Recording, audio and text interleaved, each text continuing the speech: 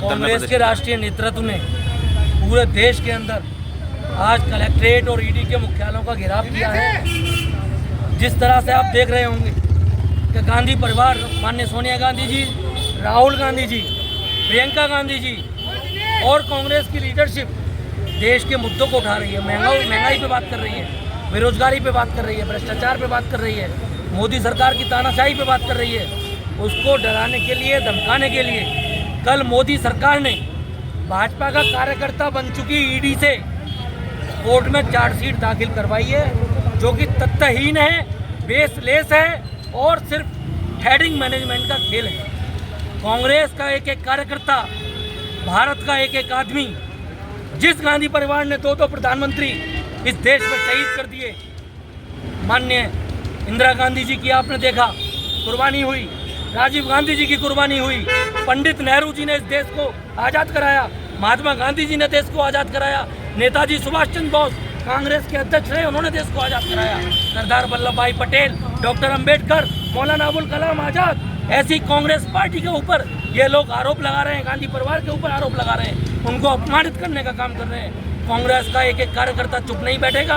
हमने आज ज्ञापन देकर के, प्रदर्शन करके ये चेतावनी दी है ईडी को कि भाजपा का टूल किट बनना बंद कर दीजिए और राष्ट्रपति महोदया से हमने मांग की है कि ये चार्जशीट को वापस करवाइए, वरना ये देश गांधी परिवार का अपमान सहन नहीं करेगा।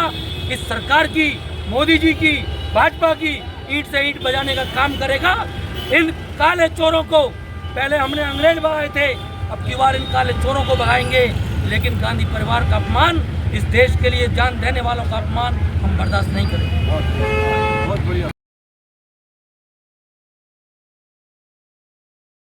आज़ादी की लड़ाई में भूमिका निभाने वाले नेशनल हेराल्ड की संपत्ति को सीज कर दिया है। ईडी ने मोदी सरकार के इशारे पर सीपीपी चेयरपर्सन सोनिया गांधी जी और नेता विपक्ष राहुल गांधी जी के खिलाफ षड्यंत्र के तहत चार्जशीट दाखिल की है। ईडी ने मोदी सरकार के इशारे पर आम जनमानस की आवाज़ को दबाने और जनहित के मुद्दों से ध्यान भटकाने के लिए ईडी से चार्जशीट दाखिल करवा के देश के लिए बलिदान देने वाले गांधी परिवार को परेशान कर रही है और अपमानित कर रही है। मोदी सरकार द्वारा दो प्रधानमंत्री देश के लिए कुर्बान करने वाले गांधी परिवार के खिलाफ लगातार साजिशें की जा रही हैं और उन्हें जनता की आवाज़ उठाने से रोका जा रहा है। कांग्रेस के राष्ट्रीय नेतृत्व ने पूरे देश के अंदर आज कलेक्ट्रेट और ईडी के मुख्यालयों का घेराव किया है। जिस तरह से आप देख रहे होंगे कि गांधी परिवार, माननीय सोनिया गांधी जी, राहुल गांधी जी, प्रियंका गांधी जी और कांग्रेस की लीडरशिप देश के मुद्दों को उठा रही है। महंगाई पे बात कर रही है, बेरोजगारी पे बात कर रही है, भ्रष्टाचार पे बात कर रही है, मोदी सरकार की तानाशाही पे बात कर रही है। उसको डराने के लिए, धमकाने के लिए कल मोदी सरकार ने भाजपा का कार्यकर्ता बन चुकी ईडी से कोर्ट में चार्जशीट दाखिल करवाई है, जो कि तथ्यहीन है, बेसलेस है और सिर्फ हेडिंग मैनेजमेंट का खेल है।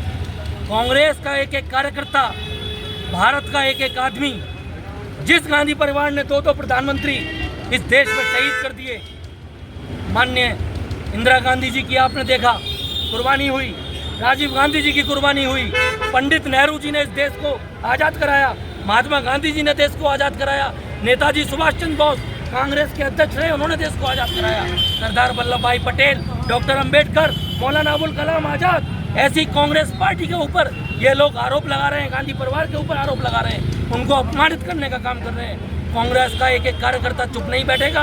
हमने आज ज्ञापन देकर के, प्रदर्शन करके ये चेतावनी दी है ईडी को कि भाजपा का टूल किट बनना बंद कर दीजिए और राष्ट्रपति महोदया से हमने मांग की है कि ये चार्जशीट को वापस करवाइए, वरना ये देश गांधी परिवार का अपमान सहन नहीं करेगा। इस सरकार की, मोदी जी की, भाजपा की ईंट से ईंट बजाने का काम करेगा। इन काले चोरों को पहले हमने अंग्रेज भगाए थे, अब की बार इन काले चोरों को भगाएंगे, लेकिन गांधी परिवार का अपमान, इस देश के लिए जान देने वालों का अपमान हम बर्दाश्त नहीं करेंगे। बहुत बढ़िया।